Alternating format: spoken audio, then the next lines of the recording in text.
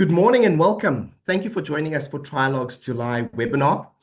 We host these online forums monthly on the last Thursday of the month, so mark it on your calendars if you're joining us for the first time. Thank you to everyone who's joined us, the early arrivers. We still have more people coming on. Thank you very much for deciding to spend your time with us today. Today in Mandela Month, the last day of Mandela Month, we're exploring how companies can help companies build sustainable and impactful employee volunteer programs that match the needs of NPOs and the benefit and the communities that they serve as well. So thank you very much for joining us. I'd love to hear from you and your questions. Thank you to our panelists who I'll introduce in a moment for making their time and sharing their expertise and experience with us this morning. So thank you very much for joining, and thank you very much to all of those who've already been chatting away in the chat, telling us where you're from, connecting with each other. It really makes for a richer engagement and connection. On that note, and I will reiterate this message again. You can please, as I said, continue the chat, engaging with each other. We'd also love to hear from you. So pose your questions. To do that in the chat box, you just click on the green tab, ask a question, and then you'll be able to ask your question there. If you'd just like to chat as normal and hit the red arrow button. And that will then have a chat. I will draw from your questions as well as the conversation goes along this morning. Thank you very much for joining us again. For those who've just come online, I'm Sheldon Morias. I'm Thought Leadership Manager at Trialogue. And as I'd mentioned earlier, we host these online webinars once a month on various different topics on the last Thursday of the month. So if you're joining us for the first time, mark it on your calendars. Today's the last day of Mandela Month. Can you believe it? The 31st of July already. Where's the year gone? And as I've mentioned, we're exploring how companies can strengthen and leverage skills-based employee volunteering to strengthen their EVPs, and have a more sustainable, impactful impact on NPOs, on the communities they serve, on the development sectors that we all work in. How do we take that hiace that comes around Mandela Day, Mandela Month, and extend it in a very sustainable way as well? So thank you very much for joining us. Now, to jump into, give you a brief overview of the topic, and just a bit of housekeeping. We know that 53% of South African volunteers participate through company-led initiatives. This participation typically drops off, though, after annual events like Mandela Day or Red Letter Days on the calendar. Companies are encouraged, to establish year-round programs with ongoing projects, executive support, and diverse volunteering opportunities to maintain momentum and deliver sustained community impact. That's what we're going to try and talk through today with some of our panelists and drawing from their experience as well. Now, successful EVPs, employee volunteering programs, they require clear value exchange between companies and NPOs with an emphasis on long-term partnerships rather than ad hoc assistance. And Trialogue has done a lot of work and research around this. If you've read our 2023 handbook that was centered around volunteering and understanding volunteering in South Africa a lot better. Research was included in last year's 2024 handbook. And if you haven't already done so, the 2025 research is out. Please have a look for it. I'll also pop it into the links into the chat. Our company research, our NPO research, to help us better understand CSI in South Africa. And with this in mind, I'm looking forward to today's discussion as we unpack how companies and NPOs can work together to build sustainable, more impactful partnerships, as I'd mentioned. A couple of thank yous just before we begin. Thank you to FirstRand, the FirstRand Foundation. We're presenting this webinar in partnership with them. Thank you to them and their continued support of Trialogue, great supporters of our conference, which we had in May.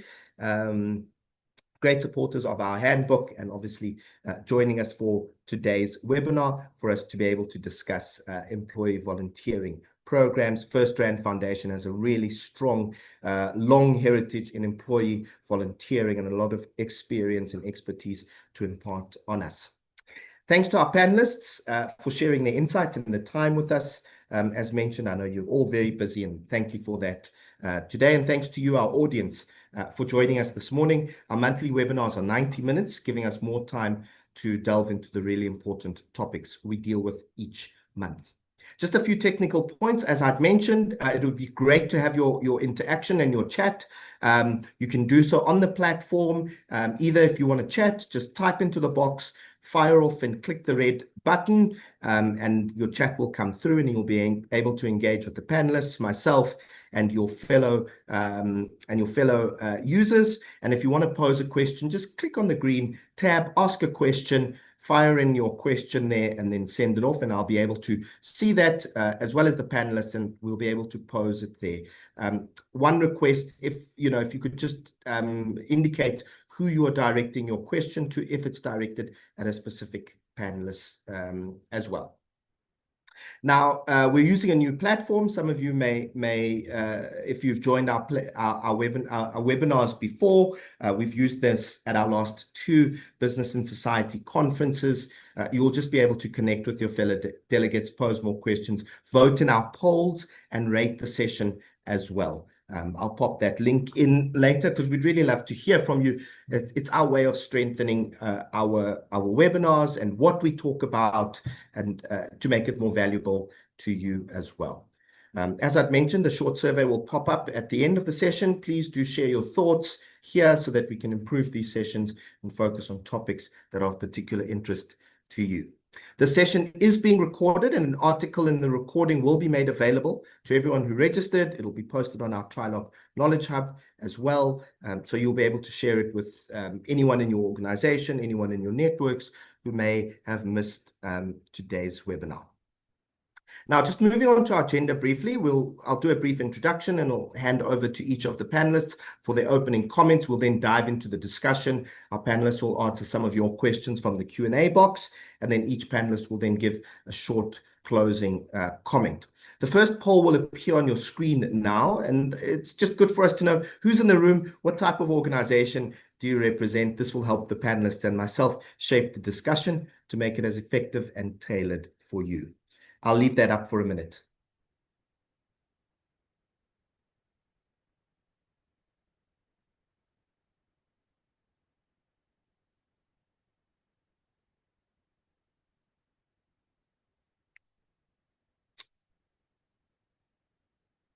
Okay, great. The results are coming through.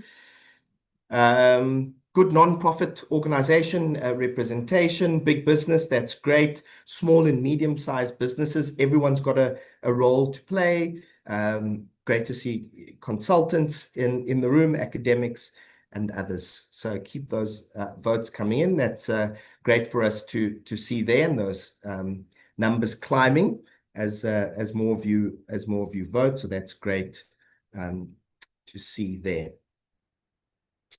Okay, so I'm pleased to see some familiar faces on the call, but there are also some new ones. Welcome to our CSI nonprofit network. A special welcome if you're a first timer. I'd just like to take a moment to tell you briefly about Trialogue. We're one of only a few consultancies that focus exclusively on responsible business. We do this through our consulting services as well as through our knowledge sharing platforms, all of which aim to make CSI in South Africa more effective. The 2 main types of consulting that we do are CSI strategy development and monitoring and evaluation on that front. We're currently hard at work at collecting research and insights for the 2025 Trialogue Business and Society Handbook, and we'd love to hear from both NPOs and companies about your CSI strategies and development work. I will pop the links to both of those surveys into the chat. If you haven't already done it, you've got until the end of today, until midnight. We'd really would love to hear from you. I mean, it really does help. The handbook is used extensively throughout the year to help both corporates and NPOs shape their CSI strategy for the year ahead. So today's the deadline for both that research, and we'll drop the links in the chat box as I have mentioned. Right? If you're a company, follow the company link, and if you're an NPO, follow the NPO link. So you may know our Business and Society Handbook and the conference, as I've mentioned, which is just passed in May, but I'd like to share more about the Trialogue Knowledge Hub with you briefly. This is where the write-up and the recording of this webinar will be uploaded to as well. I'd like to introduce you to the Trialogue Knowledge Hub, the leading information resource for social investors in Africa. The Knowledge Hub builds on Trialogue's deep knowledge and research-based strategy, which underpins the more established Business and Society Handbook and Conference. It's a unique repository of specialist information available for free to companies, non-profit organizations, governments, and scholars of African corporate social investment and responsible business. Since its launch in 2017, it has grown its coverage on a range of responsible business topics, including collaboration and shared value, showcasing the latest research, case studies, and insights. The Knowledge Hub offers a number of features, including articles, case studies, and expert opinions offering valuable and in-depth information, development sector sections that demonstrate how and why to invest with case studies and examples backed up by research, an industry leaders tab profiling companies and showcasing their CSI and responsible business objectives and initiatives, along with their news, insights, and case studies. A section featuring resources, guidance, and tips specifically for non-profit organizations. An NPO directory, which features an accessible and easy-to-use list of South African NPOs. A function to search by development sector or responsible business topic, together with a search tool making it simpler to find what you need. Visit the Knowledge Hub today and become a stronger social impact leader.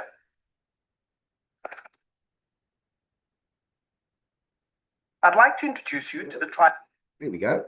Okay, now we're going to put up the second poll, which speaks to today's topic. Where's your organization currently positioned with skills-based volunteering? I'll leave that up for a while you have a look at that. And then, as you can see from the slide, it's interesting to see how organizations are currently leveraging skills-based volunteering there. It's also encouraging to see companies are building on the EVPs, professionalizing their programs, assigning staff, and developing guidelines and policies. So I'll let that second poll live for a bit. Okay.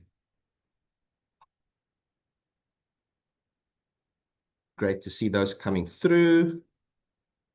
We only offer or receive traditional time-based volunteering, painting, gardening.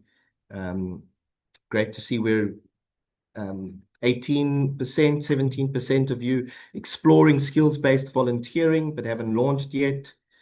We offer or receive basic skills-based programs, mentioning training workshops, mentoring, training workshops, and the like.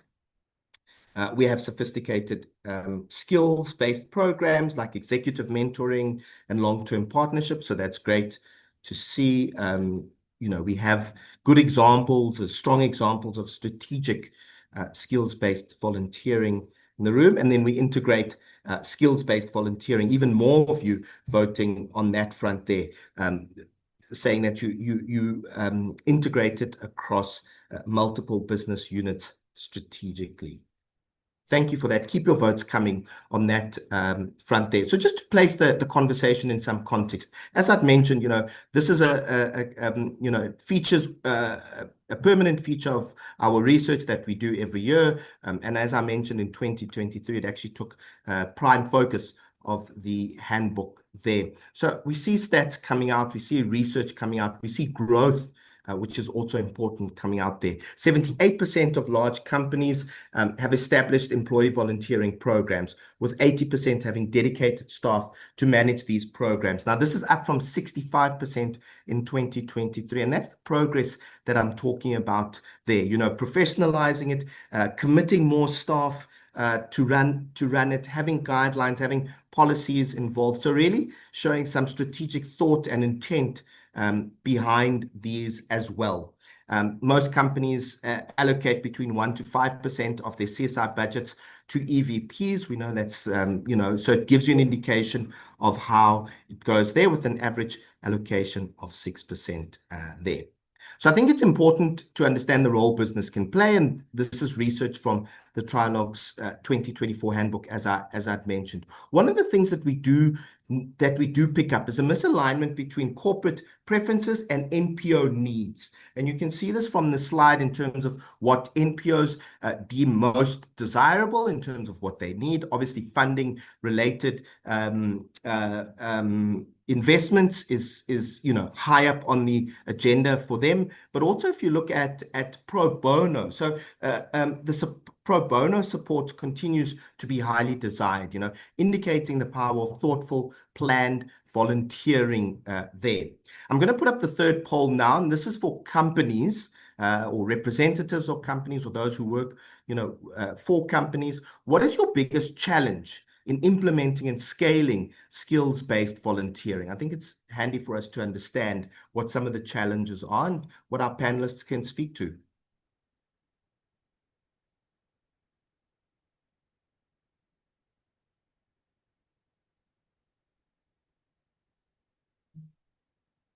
I'll leave that up for a bit as we have that come through.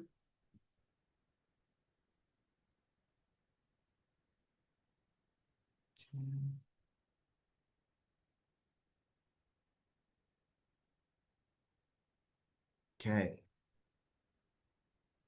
While that's up, I'd like to introduce our panelists for today. Desiree Story, she's the manager of the FirstRand Foundation volunteering program at the FirstRand Foundation. We've got Rufaro Mudimu, she's a strategic advisor at Enke Make Your Mark, and Mashadi Ledwaba, business development director at For Good, who I'm sure most of you know about there. Thank you, and very welcome to our panelists. Again, thank you very much for joining us today. Before I cross over to them, just a reminder that the full recording will be shared and an article published in the coming days and sent to you, all of those who registered next week. So thank you very much for that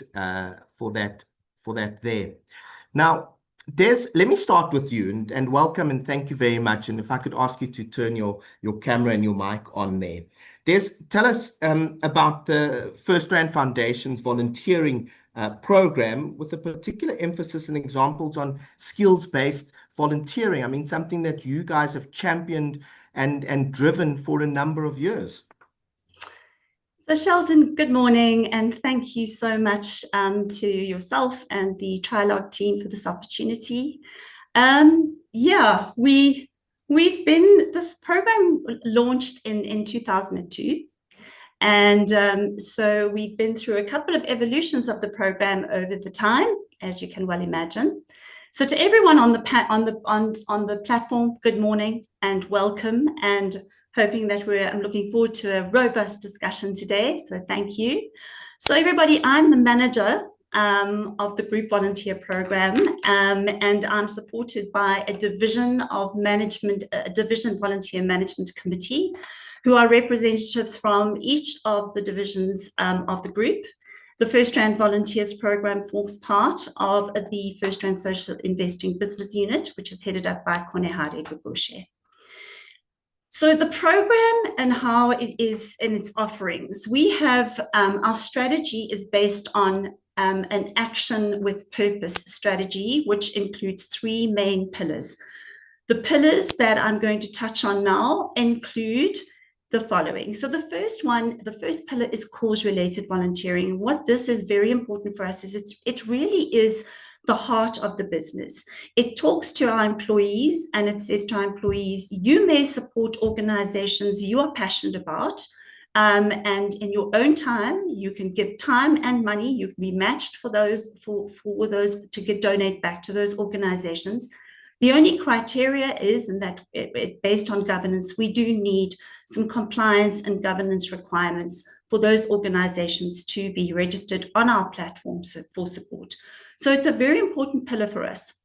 As I mentioned, it is the heart of the business, and we know our employees have varied interests and passions, and that is our first pillar. The second pillar is today's topic. So it's skills-based volunteering. What I'm going to do is come back to that and give you a little bit more on our skills-based volunteering initiatives. But really, I want to focus next on our third pillar. Our third pillar is volunteering in the work of both FirstRand Empowerment Fund and the FirstRand Foundation, Corporate Foundation. Here, we offer employees the opportunity to volunteer their time, their skills. We have a group of very widely talented employees here at FirstRand. The opportunity to volunteer for organizations who are funded and supported by either the FirstRand Empowerment Fund or FirstRand Foundation. And what happens is we have a database of employees. We reach out to them when the need is, when we have an organization requesting certain skills, such as they may very well want us to be involved in marketing their product, helping them with their social media platforms, business strategy, that kind of thing. And that is where we dig deep into the employee base. Also, under this third pillar of involvement in the work of the foundations is our incentivized group-themed volunteer initiatives that we run every year, such as our education drive. What's very important here is these are aligned, but I must make it clear that they're aligned to the work and the pillars of the FirstRand Foundations. So the education drive is really aligned to our quality education pillar. On both foundations. That is a pillar across both foundations. And here, just this year, we supported 50 schools. We have disability, people support for disability, cross-cutting all across the foundation work. And here this year, we supported 40 organizations through that drive. An important and exciting initiative that we've launched under this pillar is a Move It for Good campaign. We run this campaign for 4 weeks, 3 times a year. This year, we've supported people with mental and physical disabilities. So what happens, and I'll explain it to you at the end, for mental and physical disabilities. We've then supported climate change. And just this month, through Mandela Month, we've supported youth empowerment. What happens here is employees sign up onto Strava. They track their movements. They're matched for every movement they donate back to these causes. What we see here is a benefit both for our employees' mental and physical well-being, as well as they are able to donate back to organizations, their causes they are passionate about. The program also offers company-organized initiatives. And just this month, Mandela Month, we have partnered, we run a Mandela activation in partnership with Meals on Wheels. We've included 1,500 employees. They've packed 1,000 food parcels and created 750 garden planters, which have been dispersed and distributed to ECDs, schools, and old age homes that are supported through our volunteer program.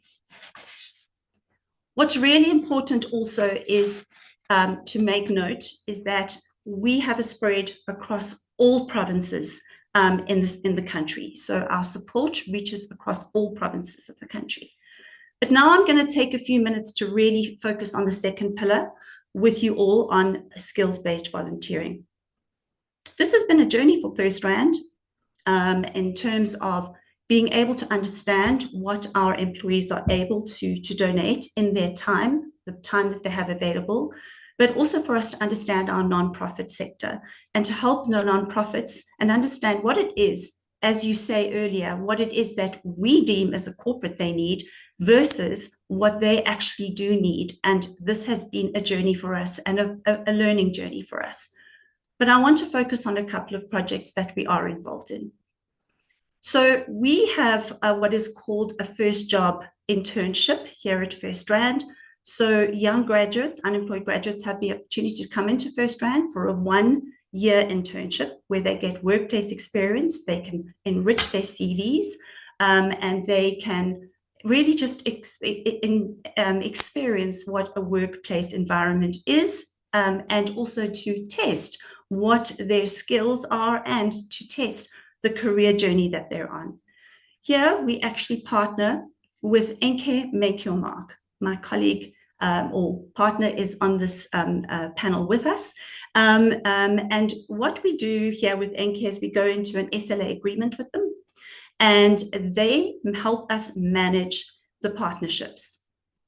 We started this journey with them in 2018, and in so doing, we have also launched in partnership with NK the FirstRand Volunteers Bursa Mentorship Program. And this is a mentorship program in support of all the bursas that are funded by the FirstRand Empowerment Fund. So we offer employees at the group opportunity to either partner with a graduate on the First Job Mentorship Program, or they may partner with a bursa that is funded through the FirstRand Foundation.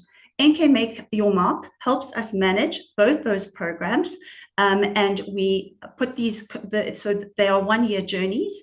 They are supported, structured programs where employees go through an introduction to the program. They're trained on how to engage with the bursars, as well as the bursars have a mentorship opportunity, a training opportunity as well.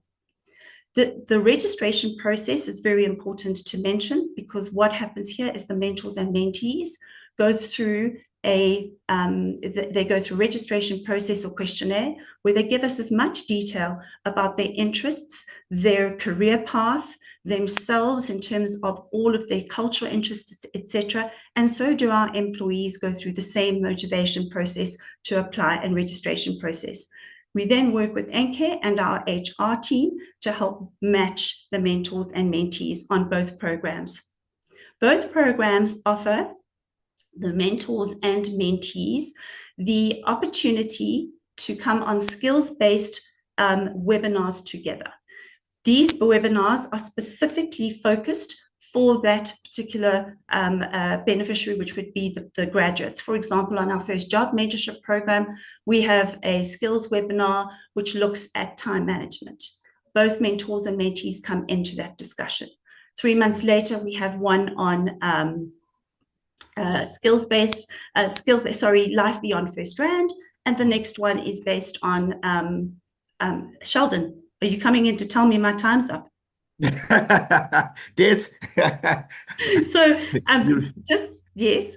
No, there's a lot for us to unpack, and we will come back to it. But I want to go to Rufaro, Yes, sure. who you've made mention to, and that partnership that you speak to, which I think is really important. You know, I alluded to it in the introduction, but I think this is a clear indication of how that partnership works. Rufaro, thank you very much. Rufaro Mudimu, strategic advisor at NK Make Your Mark, and as you heard from Des, one of FirstRand Foundation's partners on the skills-based volunteering and the volunteering program in general. Rufaro, from an NPO's perspective, how does NK Make Your Mark incorporate skills-based volunteering into the work that it does? Sure, thank you. And thank you for having me. Welcome, everyone. It's great to be on this platform and the opportunity through partnership that we've been able to join and to share a little bit about our experience. So I suppose just to start off with, I'm going to just share a little bit about who NK Make Your Mark is, or NK.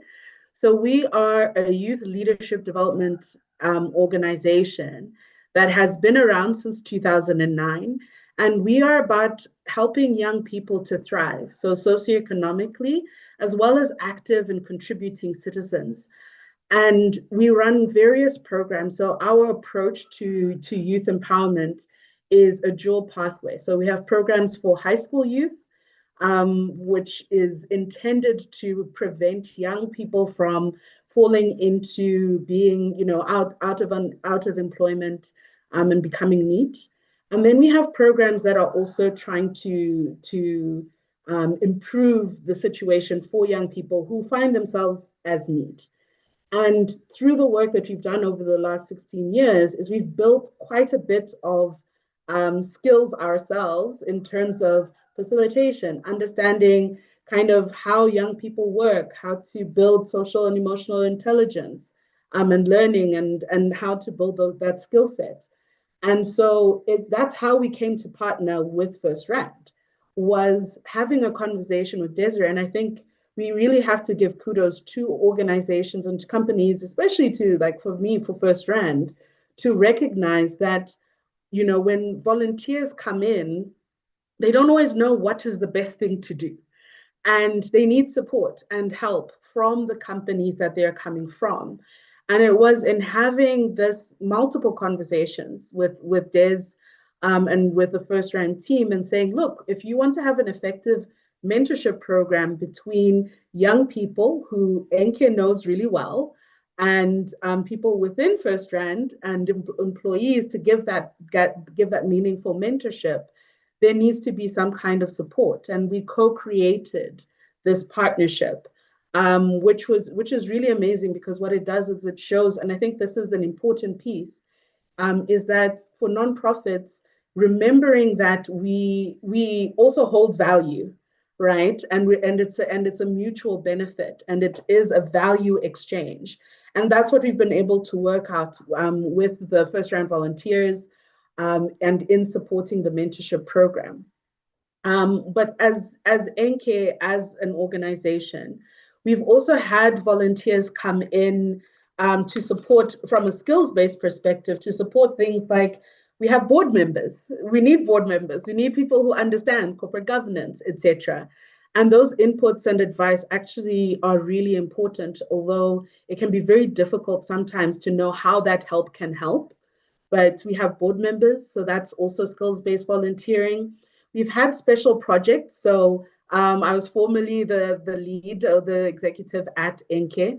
And, you know, there were times where it would be really great to know, like to have somebody break down what's the best operational structure for my organization. So there's these big, hairy questions that are really difficult to articulate that, you know, we're very lucky that we've had individuals, companies that have said, look, we actually are having, you know, people who are on this program and they would like to share their information, share their skill set.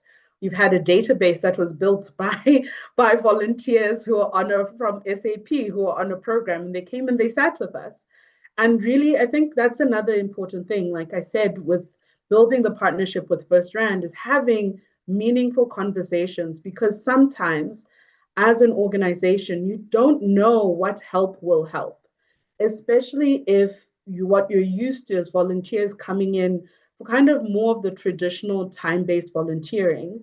And it's a process, it's multiple conversations to really get a breakdown of how that help is going to come in. And also understanding that your time as well, because I think on the company side, on the volunteer side, is that these things are not easy to come up with. And so sometimes you're like, well, I went to an organization and I offered my skills and they never got back to me. And sometimes, because many organizations have really like the time constraint and the skills constraint in terms of being able to access that help is very real. So it's really important to stick it out as a volunteer.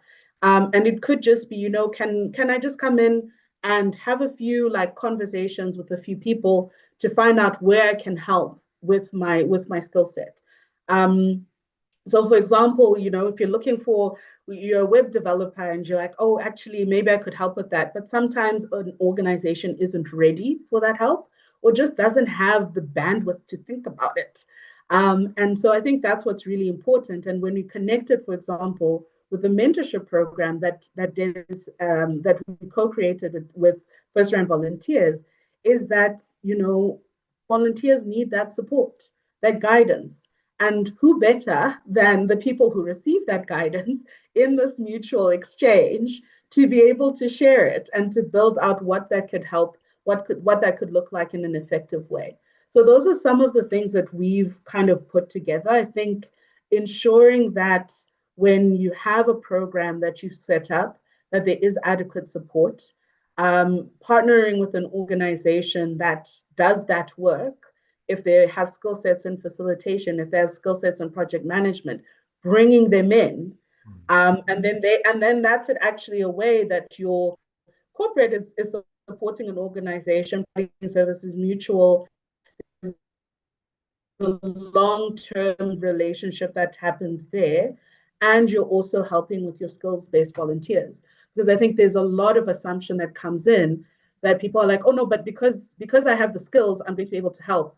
And actually, you need guidance and support and a framework. And often the people who receive that are able to share that with you.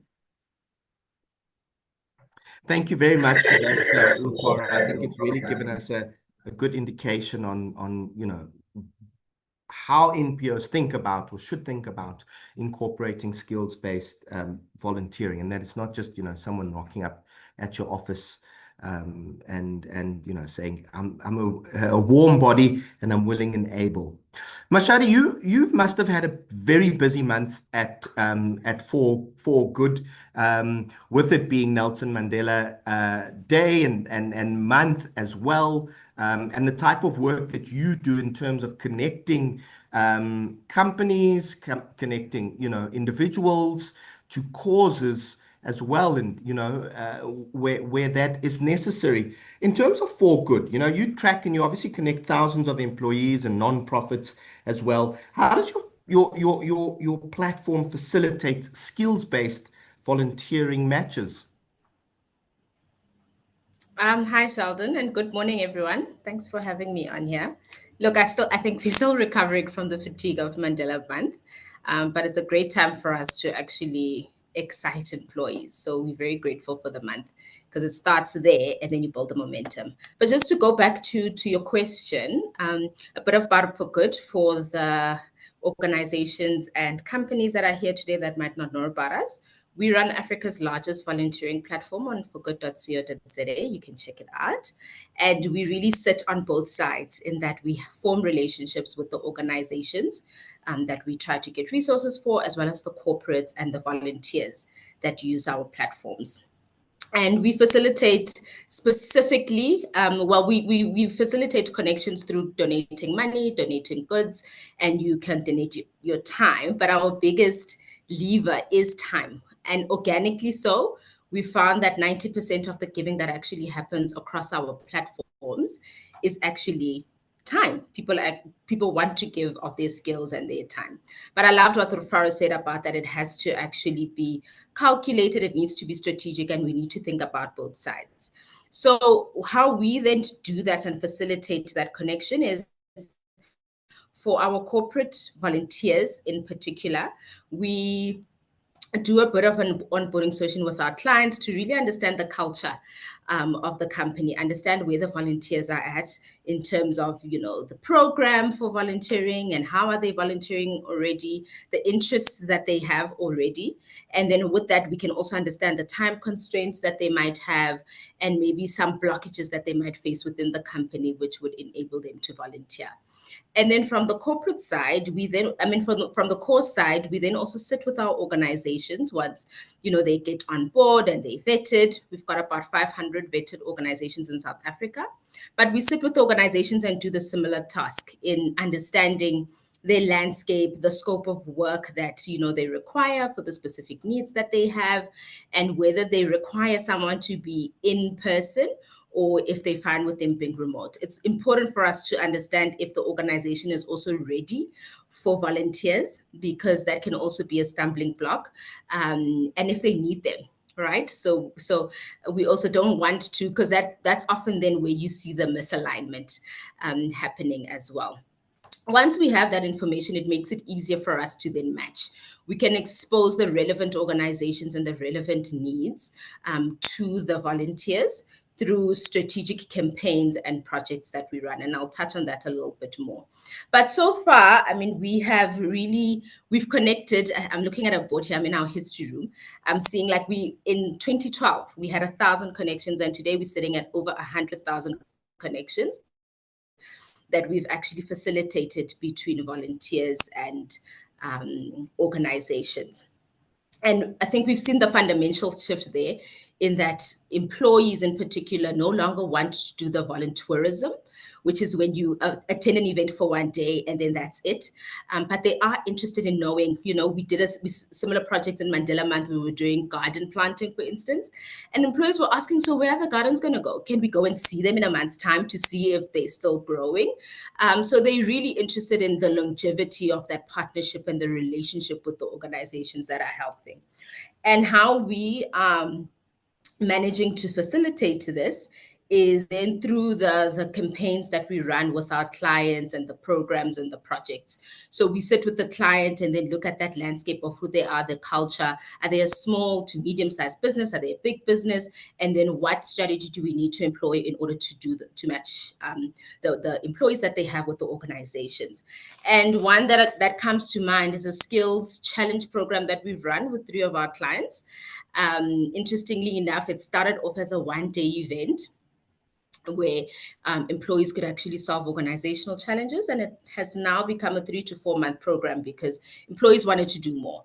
They wanted to actually understand, what happens post them coming up with a solution and providing a check. They wanted to transform more of their knowledge. They wanted to see the organization grow. So these also programs are often led by employees as well, in terms of the feedback that we would get after events and initiatives that we would run as well. And lastly, I would like to say that finding volunteers for us is one thing, because you can find volunteer people that really want to help. But I think the magic really comes in with matching the right volunteer with the right organization. And that's really where the gold lies. And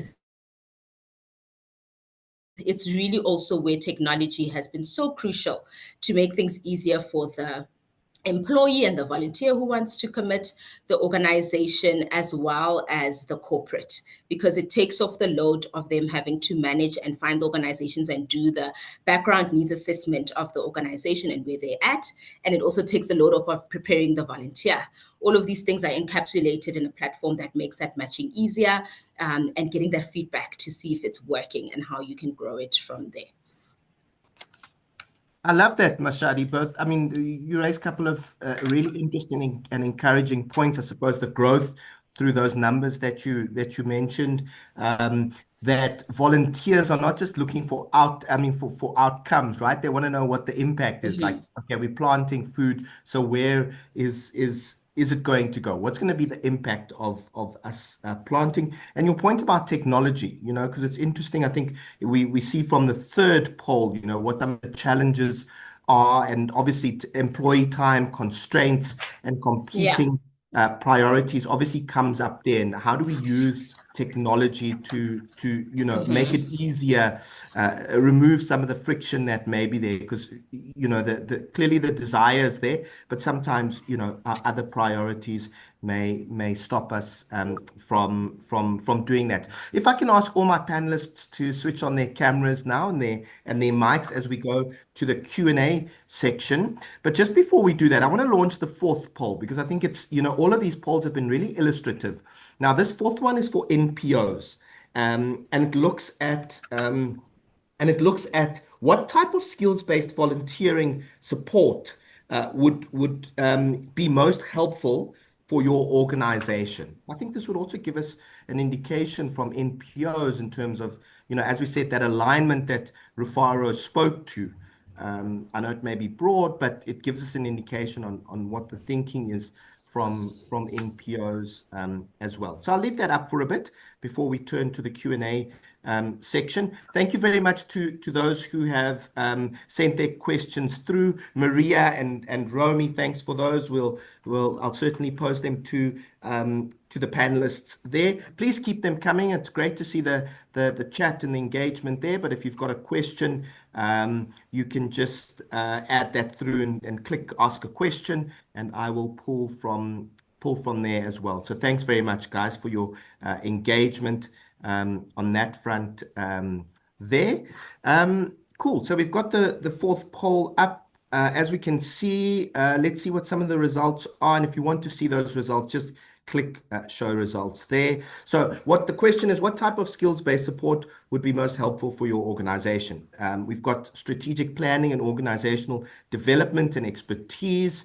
I think Rufaro mentioned that. We've got financial management, fundraising and sustainability planning, digital transformation and technology implementation. So those are quite equal there. You're looking at about 2/3 just from those three there: marketing, comms, and brand development, human resources management coming through as well. Monitoring, evaluation, and impact measurement systems. I think that's really key, and it also speaks to NPOs wanting to get measure their work, measure the outcomes, measure the impact as well, and see the impact that they're having on the communities that they serve. And then sector-specific professional expertise, legal, healthcare, education, and the like. I think that again speaks to the expertise. So thank you for your votes on that. It really does give us an indication and a great springboard to continue the conversation on that front there.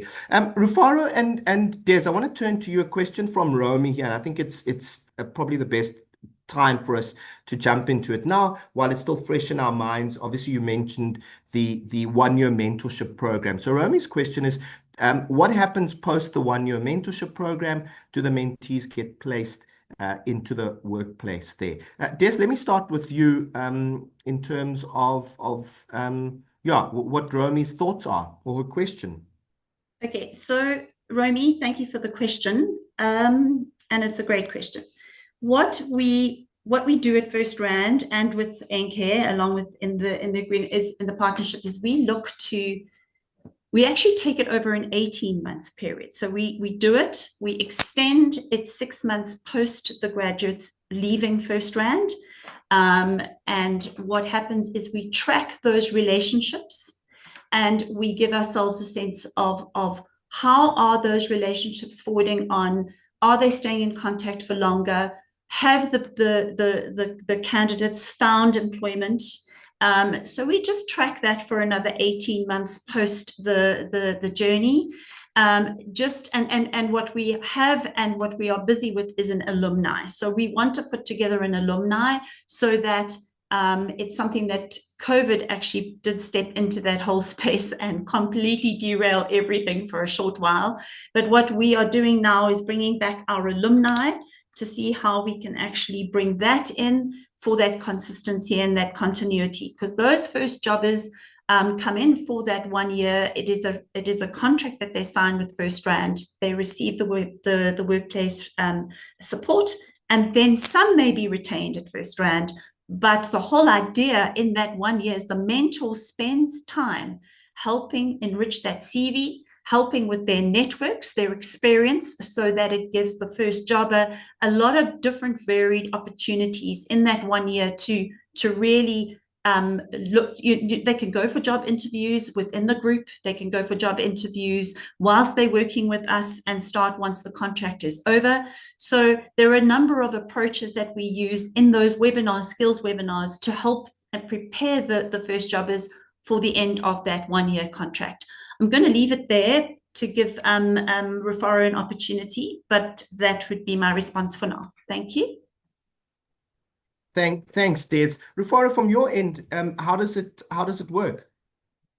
So, as Des said, it's the FirstRand First Jobs program is a 1 year contract, and what's really and also that it has no guarantee of being placed into employment, which I think is a really important piece to this, is that often when we do have kind of employment placement opportunities, they're short term. The reason why the mentorship program adds so much value to the mentees. So one, for the mentors, they get a platform, a way of actually sharing all of their knowledge, their experience. For the mentees, they know that this is for 1 year, and they actually make sure. So that's why we have the webinars and why it's a structured program. I think often when people run mentorship programs, like we just get people together and they'll be fine. And the truth is that is not the case. People need to be tracked. They need to be held accountable on both sides. They also need to know what questions to ask, how to ask those questions. That's why we have the skills training that supports both mentors and mentees. They get a handbook, as well as regular webinars, like what is life after this program going to look like? And what's been very interesting is seeing what are the skill sets that, especially for mentees, that they feel they valued the most from being mentored. And that's things like confidence, communication skills, ability to see opportunities, growing their network, because they're connected with people that are within FirstRand. And these are like, some of them are executives. I think some of our biggest and our most long-serving, dedicated volunteers are people who are in, senior management leadership at FirstRand, and they see this as a really important opportunity to give back. I think when we talk about skills-based volunteering, I think I did see a question about how is time measured, and I think people really value their time, but they also value what they get from that time. And I think, when you talking to mentors and they're speaking about how how they've learned from the mentees as well about how the world works, about the concerns of young people, but what's going on the ground that they're now very divorced from because of where they are in the socioeconomic spectrum. But I think the biggest value is also they're growing their skills, their networks to support their mentees. And so people find the time, they make the time. Rather than, and I think it's an important piece is that we often are like, no, but people won't find the time. The people who really care about the mentorship program and some of our best mentors are people who, if you look at their job titles, the work they do, the other things they're involved with, the boards that they're on, you're like, how do they find time? But they make it.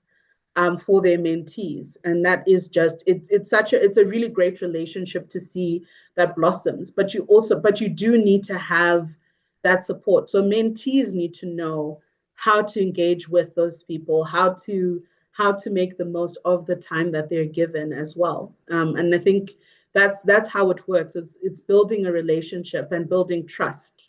And equipping the people who are in those mentor and mentee relationships as effectively as possible. That doesn't just happen by magic and by the fact that I've been told I'm a mentor or I'm a mentee. Mashadi, I want to come to you as an indicator of, I suppose, how giving has evolved. You mentioned some of the in terms of the number growth, since 2012. So how have you seen For Good evolving its platform specifically to facilitate skills-based volunteering, matching, moving beyond, traditional volunteer opportunity listings to more sophisticated skills matching? And clearly there's also a hunger from the volunteers themselves to have a more deeper interaction or partnership. Yeah, I think firstly, we at For Good, we exist to really identify gaps in the sector and find ways in which we can plug them. And one that we have really identified as a challenge for the NGO sector is access to the right skills in order for them to scale and become sustainable, which really speaks to, I think one of the questions was about how do you get the right skilled volunteers, right? So we really try to close that gap by how we structure our platform, but also in the strategic programs and campaigns that we run with our clients.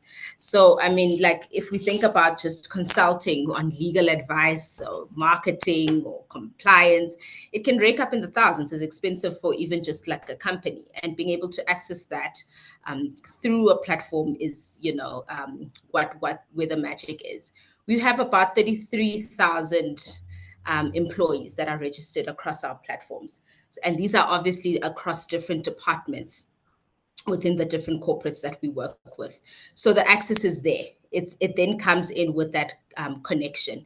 And how we've then incorporated this shift into the business and into the platform is by speaking more to our organizations, and this has been more relevant within the past like 2 to 3 years. We run surveys, we do focus groups, we do workshops, we do cause meetups, and we really try to deep dive a bit more, particularly looking at communities that our clients are in.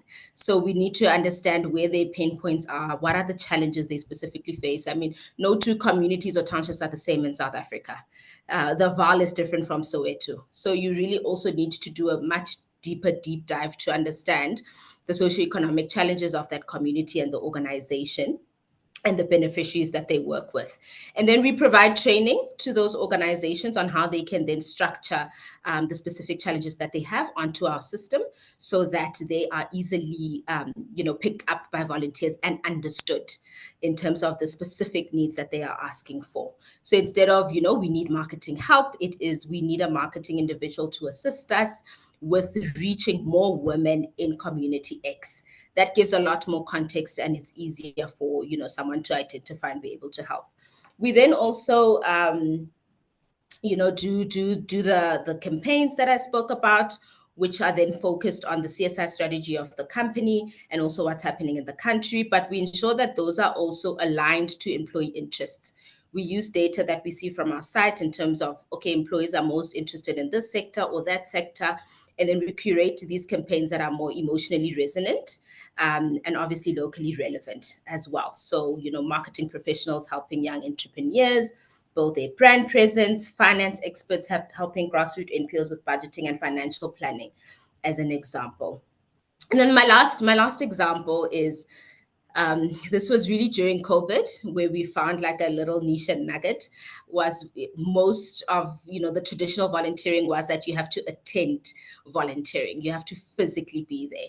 And during COVID, this wasn't going to work. So it was either we pivot or we stop doing what we do, right? And that's when we changed all of the in-person volunteering to remote and hybrid opportunities. That still gave an opportunity to the individuals that have time constraints, to travel, or even, they only have 30 minutes, to an hour. It gave them the opportunity to also still volunteer and give back. You could literally help with crafting a business plan or editing a business plan from your couch. You could actually assist and mentor a student on Zoom and WhatsApp. So these are some of the ways that we also guide and advise the organizations that we have to think differently about how they can also structure the opportunities and needs that they put up so that it fits with the landscape of the employee that you are also trying to attract, who has the specific skills you're looking for. Des, I want to come to you. A question from Kayang Gadiano, and I think it speaks to one of the results from the poll, where we said, for companies, what is your biggest challenge in implementing and scaling skills-based volunteering? And the leading response is employee time constraints and competing priorities. Kayang's question is, do they give those members time in their work days to offer their services? I'm always curious about how they actually make their time available. How does the FirstRand Foundation deal with it? So it's an interesting one again, and it is a challenge. And what we have to do is, what we've had to do is a style and create programs where we involve and include business leadership. That is key, okay? And those programs must have structure. They must be timeframes clearly communicated, because the resources you need to be clearly communicated and understood. So I mean, I can go to a program that we're launching at the moment as we speak, and it's come as a result of research we've done in 2023. It is the recommendations we got from that research, and it is all based around leadership, involvement, and inclusion and visibility in everything that we do on the volunteer program. We're launching something called a CEO Volunteer Accelerator in next week. We actually did the onboarding on the 22nd of May, and next week we launched the actual program We've got 26 teams who've registered to come on this journey, and they will be going on a full 12-month immersion with a nonprofit organization that they have identified and has been registered with the FirstRand Volunteers Program for support, to work with the nonprofit organization on a social issue or challenge or community issue that they need resolved, to take that relevant organization or program that they need the assistance with to the next level of sustainability. So just wanted to say that this initiative, though, touches on a lot of where we're talking about skills-based volunteering challenges, and it really does touch specifically on this.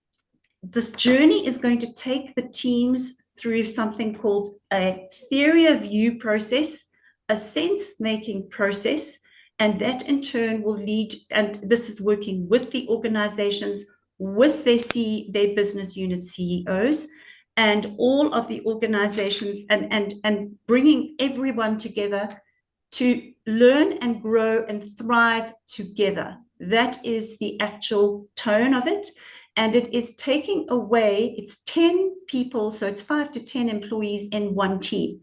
So that, and with everybody having a different skill, bringing different gifts, they have to actually commit to the gifts and the skills in their motivation and registration process, so that every team member has committed themselves for this 12-month journey, which is very structured, supportive, and also very important. It is a highlight for our FirstRand Empowerment Foundation Wisdom Council, who are trustees, who are going to sit in and listen to these proposals and these business solutions and give insights and guidance. You've got accelerator coaches that will work with the teams, plus you've got the business unit and segment CEOs. We feel that this program is going to take our volunteer program to a completely different level, especially in terms of its impact and its outcomes. And that is where we believe that it's definitely going to be something that brings a completely different energy to it upskills, if I can say that, and gives NPOs a different view on where they're going in their journey, but it also increases the skills levels of our volunteers and our employees at FirstRand. So I think that question and that answer, that particular initiative we have answers a lot about the challenges that we experience in skills-based. Des, and I think you touched on a number of important points there. I mean, to start with the latter one, what is often overlooked is the skills transferal, or the transferal and the impact in the other direction. Mm-hmm. The employees, it's often overlooked and seen as a one-way, that's the NPO benefiting. And I think I'll come to Rufaro in terms of, what they're seeing in terms of the benefit back to employees or organizations, because obviously there's a lot of value that NPOs have to offer as well. But just to summarize your question, because I think you speak to a number of points that come out from the or that deal with the company's poll, which I alluded to. I think you said, executive and support. We've got there 25% saying senior leadership buy-in and budget allocation.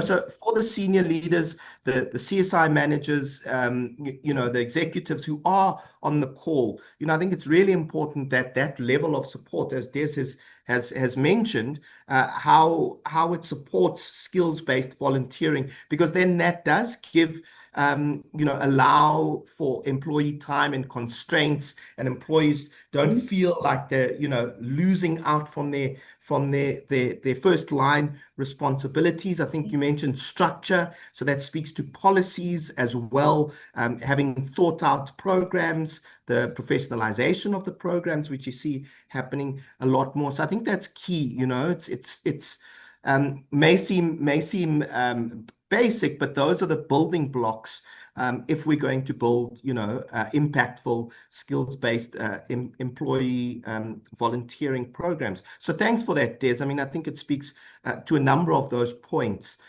So if anyone voted on that, please do take that in, because I think this is, how the FirstRand Foundation has really built it up into a successful one. Rufaro, coming to you and the point that Des made, around the benefits to the employees. What do you see as some of the value that employees and organizations are able to derive from skills-based volunteering and working with NPOs, and that it's not just a one-way street, and that the NPO is benefiting, but the employees and the organization benefiting in the other way as well? Yeah, I think there is a lot of mutual benefit that happens. I think, how to work in and build in a resource constrained environment, because that's what NPOs have. And often I think, there's simple things like, if you work in a corporate, just, having a laptop and being able to have IT solve your problems is something that would never be imagined by many nonprofits, right? And I do think that there is that exchange in being able to say, okay, so how do we create solutions that will work long term? And so it actually stretches that skills base. Often you have to do some research to find out how do you best leverage within this constrained environment. So we've seen, I think, even when we had at Enke, the SAP team, they came in, like they had a skills-based volunteering program. They placed 4 people with our organization, and they sat and had a conversation about, like, how does your database work? And they couldn't believe some of the things we were doing. Like, they're like, oh, wait, how do you put it all together? And they said that they learned a lot around how to think a little bit more outside of the box, more innovatively around creating solutions, rather than kind of from a more cushy space. But also, I think the other one is really understanding context and how that context has an influence on organizations, on individuals that benefit from the programs that are being run. And I think, what Desiree has spoken to, and I think is so important when you're talking, especially on the corporate side, on the business side, or on the company side, is it's important to have intentionality. I think FirstRand Foundation really exemplifies that. So I'm a high recommender of engaging with FirstRand Foundation.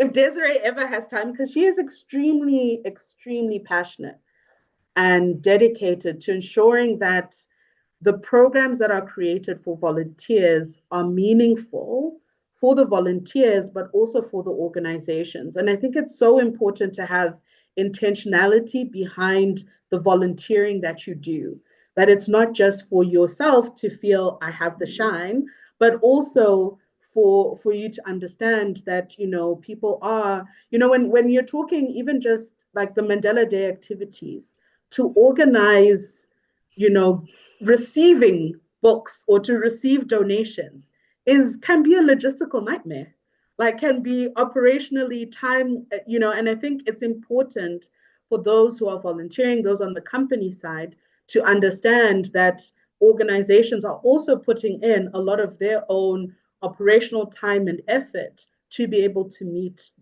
that need. So I'm a big fan of like being intentional, of having conversations. I see a question that was about like, how do you get skills-based volunteers? And it's through conversations. Literally, conversation with Desiree was what led to our long-term partnership, and us just sharing openly and honestly about some of the challenges that we were experiencing.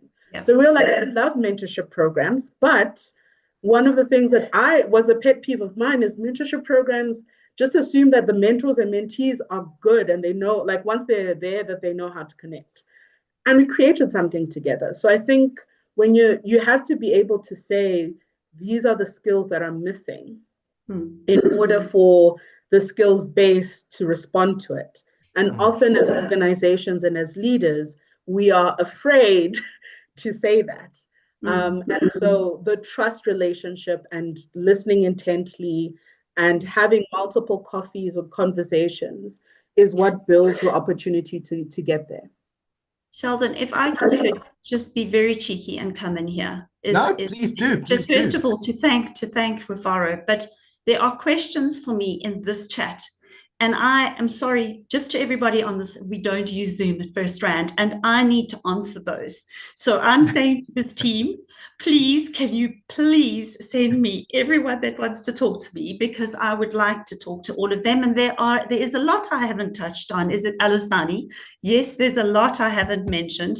So I would love to have a coffee with you, but I want to go back just to say that there is so much in terms of entire volunteer programs, not only skills-based volunteering, where there is so much need for listening and understanding and time. There is, we do these once-off things, and I think my colleague from For Good mentioned that. We need to develop programs that have the time to evolve and make the impact that they need to. This program that Rufaro and I have run for nearly 67 years now has done its course. It has been through different iterations. It has taught us so much, and we evolve and change it every year. Every year it has a different component, a different measurement tool to it. And I want to state everything, and this is me seizing my moment with you all, is that yes, FirstRand measures, governs, and tracks every single cent that leaves the foundations. And I need to make sure that is the volunteer program has to track and measure everything that comes back into the group. And it is important that we grow from every single initiative we put out there. So I have diverted a little, so back to you. No, that's the richness of the conversation. I am going to hand back to Rufaro quickly, because she's got to leave us shortly for her own to host her own webinar at 11. So thank you very much, Rufaro. I imagine it's been a busy morning for you. But just in terms of your closing statement, what would be your one comment to NPOs and to companies, to take away? Thank you, Sheldon, and thank you for having this. I mean, it's been a pleasure to be on this platform. I think one of the things that is intentionality. So for both NPOs and companies. So for NPOs, be intentional. Do a scan of your organization and say, actually, I think, I was in a position where I was like, we need new web stuff, but I don't know where to get it. And it just occurred to me, because of the session, it's like, wait, we can get skills-based employees volunteer for that. I could contact Biz and find out, like, is there anyone with that skill set? I can go on the For Good platform. We can have conversations with people on our board or other people on my network to find out if there's somebody who can volunteer to do that work. And I think often with nonprofits, and it's okay for me to do a terms of reference, a description of what it is, and give it to that volunteer. So that's me being intentional about the need that I have. And then the company or the individual being intentional about engaging meaningfully around that. So I think it's really important. Building trust and being vulnerable about what are the gaps, I think, is a really important takeaway, especially from the approach that FirstRand has, is being in conversation, connecting. I think often when we're in meetings, we think, boom, boom, boom, what's the point of this? But actually connecting and having rapport is what can bring out what are the different ways that volunteers can support your work. And I think the last one is that thank you goes a long way. And thank you doesn't have to be fancy. It's just to say, like, to recognize volunteers, whether it is with an awards or just having, sending a message just to say thank you. I think we really need to recognize. So when people are talking about measurement and how do you measure all these things, like, yes, but one of the ways you can measure how many volunteers you have is by sending out thank you letters. And then you can see how many you sent out, and that tells you how many volunteers you worked with, right? Counting the amount of time, etc., and just being intentional with your thanks is an important piece. And I think everyone who is in skills-based volunteering programs, it doesn't have to be formal. Whatever you're contributing, I think is really helping many organizations. And I think that also needs to be recognized. And if you don't get the recognition, know that, just by the fact that the organization is running, 2, 3, 4, 5, 10 years after you've been working with them or you worked with them is a demonstration of the value that you added to the work that they're doing and to their thinking. So that's where I can close. Thank you so much. Thank you, Des, for inviting me to be part of the session, and Sheldon and the Trialogue team for all the hard work of bringing us in, and also for the audience for such wonderful engagement and thoughtful questions. Rufaro, no, the thanks is all ours. Thank you for your time, and good luck with your webinar as well. May the technical gods be with you as they've been with us here. Now watch me jinx it because I've said that. Cheers. Thanks so much, Rufaro. Mashadi, I want to come to you. In terms of what we've seen, the work that you, Romy, and the rest of the For Good team do, how do you support corporates from, in your role as a facilitator, do you support corporates to move from, one-day drives? As you mentioned, there's this momentum that comes with Mandela Day, and you look to obviously seize on that momentum, sustain it. You do a lot of work around this. If anyone hasn't been to your annual council meeting, there's a really great insight and momentum coming out and looking at what corporates are doing there. What are some of the success factors? How do you support companies or nudge them along or help them along that journey if they don't have the know-how? And what are some of the success factors that you've seen? Yeah, no, thank you, Sheldon, for that. And I did notice also on the poll that most companies are obviously still doing, like the skills-based, not skills-based, but like, planting and packing. And I don't think the idea is to completely move away for one-day events. They're still very, very important, in driving the culture. They also complement skills-based programs very well as well. We have a philosophy that internally we call marry your volunteers, and I think it's easy because it sticks, right? And I'll take you through this, but it's really about being intentional about turning the volunteer who is not so knowledgeable about volunteering and actually getting them to commit long term. And how you do this is that you use those one-day events as the taster. They're really the crowd pullers. They're the ones that actually help you to get huge numbers of registrations, especially if you've got a new employee volunteering program. You can draw in a huge number of individuals to come to those one-day events because of how, enticing they are. And you build excitement around them and team collaboration.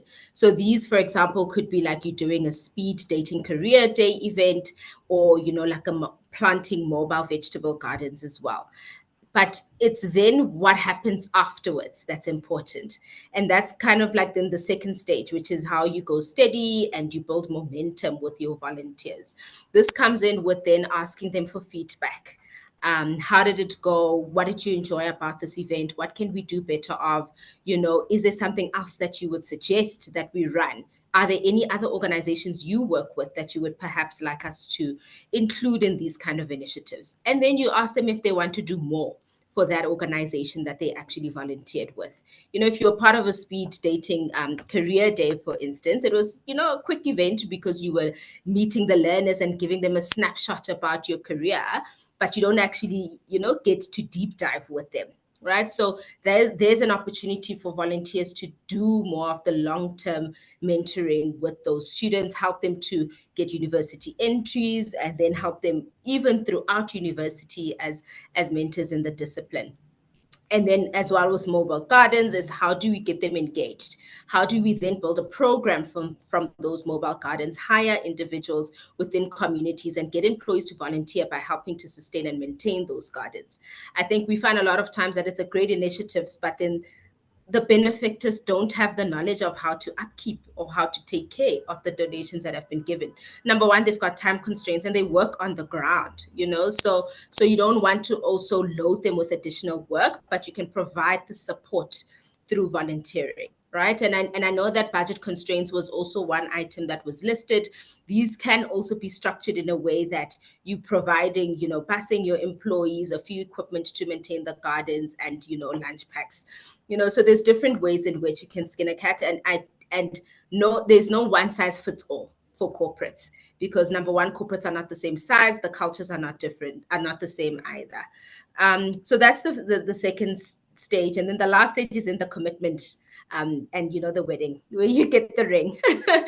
Right. And really with this one is telling the story. Storytelling is so important for corporates and causes, because you do need to kind of speak about the contribution that has been made and the impact that has actually been brought forth. I mean, just on For Good alone, with the corporate employees that I mentioned, we've had over 117,000 beneficiaries impacted.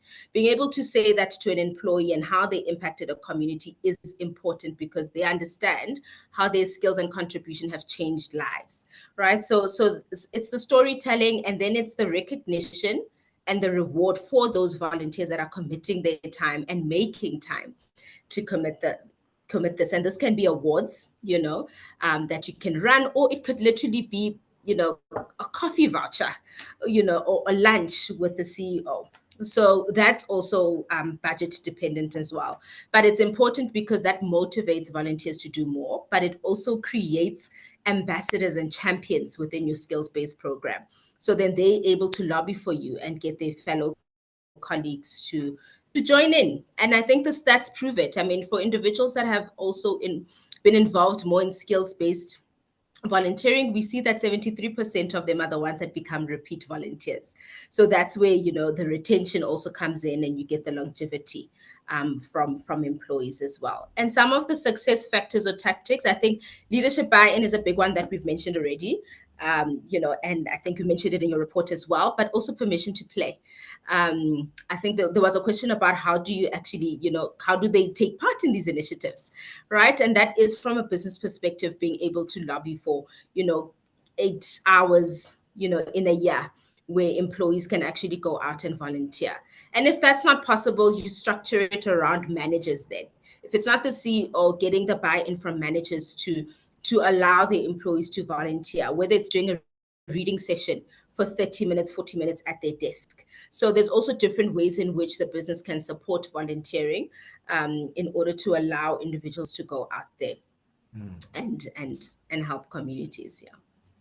Mashadi, I think that's very helpful, and if anyone's listening on this call, very practical in terms of how you build it and you build a sustainable volunteering. Des, I want to come to you and just thank you to Des. I mean, we can hear the passion with when she speaks. She's been in the space for a long time. She's opened herself up, and I'll share some of those. I'll share those emails, the contact details for some of those questions. Thank you very much for your questions as well, and to Des for opening herself to answering any of those that we don't get to hear. But I do want to get to Kayang's question around monitoring, evaluation, and learning. You mentioned, Des, on tracking every cent. I think South African companies have become more mature in their monitoring and evaluation. But her question, and I think it's a really good one, is, what sort of feedback do the volunteers give to CSI departments for monitoring, evaluation, and learning, so that they're obviously able to improve their volunteering frameworks and make them more real-world applicable? Okay, so thank you for the question. FirstRand runs, we have a feedback process for every single incentive drive. I mentioned the group incentive drives earlier. For any interaction that we have with the volunteers, so at any workshop, for example, this entire CEO Volunteer Accelerator has a full M&E framework, a theory of change, etc. So that tracking, and we have a team within the FirstRand social investing team that focuses purely on M&E. So they guide us. Anisha guides us through the entire process. Any project that is starting, you set up the M&E process before you even embark on the journey. That is where you bring our M&E team in so that they set that out for us. Okay, so that includes feedback forms. And then there is a process, I just want to say, and I am going to jump in here, is really on governance. Governance at FirstRand, many of you are asking, how do organizations get onto our platform? FirstRand Volunteers has just launched an app on the banking app, okay? So that is how our volunteers come into a system where they register themselves as volunteers, where they register their organizations. Their organizations need to reach certain compliance requirements. I will take that, if I'm privy to just mention it, they must have all of their compliance documents in order. That is how they get onto the platform, okay? That is how volunteers come into the space. They source the organizations, they bring them on, they go through a process, they vet it. Once they're on the system, they're ready to support. The new app, by the way, is intentionally focused on skills-based volunteering. So what it does is, as you come in as an employee, it asks you straight up front, what are your core hard and soft skills? You get to change and amend your profile when necessary. What happens is when other teams are looking for support, they register their initiatives, they're looking for volunteers to go, they can pull and draw from your skills and your interests. But more than that, we have now a virtual, up-to-date skills database at any point in time where we can reach into the system when we're looking for skilled employees, whether it be for FirstRand Foundation work or other volunteers needing to tap into that. It's very important for us because that has been one of our challenges, is a group of 46,000 employees, 50,000 employees. You need to actually have that kind of system so that you can tap in quickly. Then that app literally is a one-step automated, fully automated process end to end, so that employees, we are removing all of the administration out of the system for them so that it is, a smooth process, paperless, etc. Now, that for us, we already have 5,000 employees registered on it after 1 year. We will have, by December, we will have 10,000. I cannot tell you how quickly employees came onto that platform just when we did this month's food parcels and garden planting, because we gave employees that opportunity, because also we took our program to the entire country. After COVID, things were a little bit dormant. Things were a little bit tired. They needed a shake-up, and us just going into the provinces and the staff actually seeing us and experiencing that whole volunteering day has brought things back to life. And that for us is something that we are really going to tap into now. I also want to say to everybody, company organized initiatives on your campuses, really think about it. Really put that into your volunteering effort. Going out sometimes takes people out of the office. If it's happening on the campus and people can feel they're making a difference, we are finding across the group that works very well. Bring your skills-based volunteering onto the campus, particularly around you're bringing in your youth, bringing in the learners, the schools that you're supporting, to listen to HR, to listen to them share about your personal branding, your social media etiquette, etc. Bring them in to the business. Treat them to a day on the campus. We've got a lot of UJ students. Our R&B team brought in just this week, and they came and listened to a whole lot of experts, and in terms of positioning themselves for the end of their university career and into the job market. So I really encourage all volunteer practitioners to think about how you can use your campus, and also the safety of your campus, okay, for people to come in and experience the workplace environment, and to really make your program visible. That's when your CEOs will come down, all your business leaders will get involved, and they'll talk and they'll speak, and they will completely be immersed in the work that you're doing. and support you and your volunteers. I hope I touched on the point because I had to say you did. that. No, you did. I hope I gave you some extra leeway after subtly coming in on your opening comment. But Mashadi, I mean, guys, where's the time gone? You know, I'm keep Yes. looking at the clock, and I'm like, you know, an hour and a half is clearly not enough. But really great engagement. Thank you very much, Des. Thank you very much, Mashadi. Thank you very much to our audience. I mean, for your questions, your comments.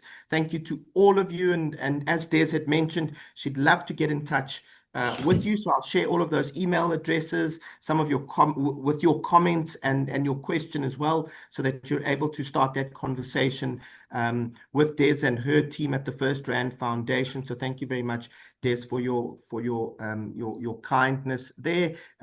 You can also get in touch with Mashadi and the For Good team as well, if Yes, you don't know there. What I have shared, and you'll just see my comment there, is the handbook research. There's I've shared the link for the corporate research first, and then for the non-profits, just a reminder, that research closes today. And I mean, it really is important. If you saw my slides at the beginning, it informs our understanding of the sector, of the CSI and development sector work.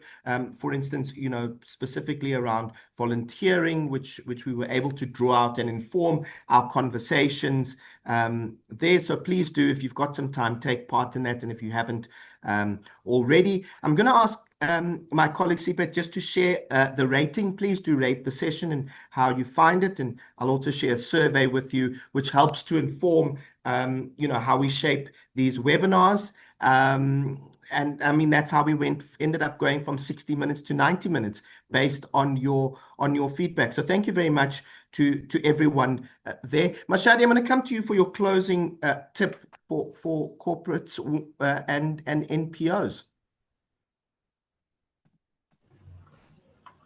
Sorry, just unmuting there. But I think for corporates, the main message for me is like you'd shift a bit from thinking of volunteering as charity work that happens outside of business hours, but rather as professional development that happens to benefit communities.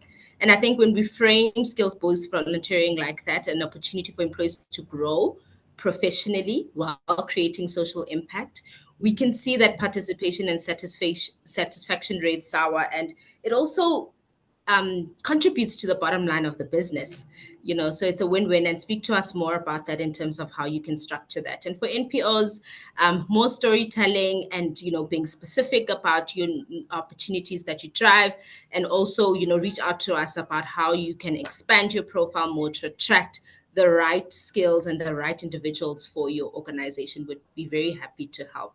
The future of employee volunteering, really, Sheldon, if I was to close it off, is skills-based, it's sustained, and it is strategic. So, and companies that really are going to embrace the shift, they won't just be doing good, but they'll really be building stronger and more engaged workforces while they create the change. Thank you so much, everyone. Mashadi, that's great. Thank you very much. And I'm reminded of I heard a call on a radio station the other day. His company started out as giving, right, to an organization that he had seen in the Joburg city center. Started out as traditional giving. But then at one stage, you know, he sat down with them, he had a look at their books, and then they realized they were paying exorbitant rates, something that the organization didn't just have the skills to identify, and they were just paying the rates. And, you know, he said after months and months and going to the Joburg council and the like, got those rates reduced by about 60%. You know, and I think there again, you know, he had the financial wherewithal to be able to look at you know, their financials. He had the wherewithal to be able to know where to go, whose doors to knock on, and obviously the fortitude to keep it going, and then saved that organization. You know, so it deepened the relationship. It started off with giving, and I think that's how many of the relationships start off with. But, you know, build it into your fundraising. How do you, you know, what other types of giving could you build with your existing base as well? So I hear a lot of that coming out, and thank you very much for sharing that. Des, I'm going to hand over to you for the final word. Your tip, your closing comments for our audience. Thank you so much again to everyone for staying with us this morning, and also just this opportunity to the Trialogue team. But before I leave, I need to reiterate intentionality. I need my colleague from NK, definitely intentionality in every aspect of what you're doing on volunteering. Our punchline is action with purpose, and that is our intentionality there in that punch, in our tagline, and that's how we live our dream through our volunteers program. Please set up a skills database. Go out and give your volunteers the opportunity to sign up onto a skills database that you have, that is live, that you have it rich and it's up to date, and you can tap into your skills. You can always say to your volunteers, if volunteering is not compulsory, that they can always say they're not available, but at least you have their skill there. Offer your employees a variety of opportunities. So we have those 3 pillars: course-related, skills-based, employees, volunteer involvement in the foundations. Some people like the structure of those organizations that are well-rounded, that have a plan, that are getting funding. How do they help them? But a lot of the employees want to support their animal welfare, their disabilities, the elderly, all of those, and give them the opportunity to do that. Get your leadership involved and visible, and allow your volunteers, give your volunteers the opportunities to show their skills and develop their skills, but to innovate. Give them the opportunity, empower them to be able to innovate and be able to get out there. And I can tell you, involving your CEOs and helping your CEOs to understand how employees want to be visible just with them and to grow and learn just through their skills is just the best thing that I can suggest. So thank you so much again for the opportunity to be with you all today. Thank you, Sheldon. Thank you, Kathy. Thank you to the whole team. Mashadi, we need to have coffee. There we go. Definitely, Des. You know, it's great that we have these conversations that facilitate, you know, future partnerships. But thank you very much to Desiree Story, to Mashadi Letwaba, and Rufaro Mudimo, our speakers today. I think it's been really rich, really engaging, some good takeaways as well. So thank you very much to them and their time and their expertise. Thank you very much to the FirstRand Foundation, who partnered with us on this webinar. You know, just one of many of our partnerships with them. So thank you very much to them. Thank you very much to our audience. You've stayed engaged. You stayed with us.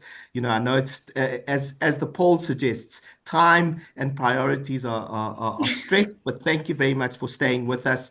I have dropped into the chat a website feedback survey. If you could just take a couple of minutes after this just to fill it in, we'd really appreciate that. It helps us to get an understanding of what you find valuable, what you'd like to talk about.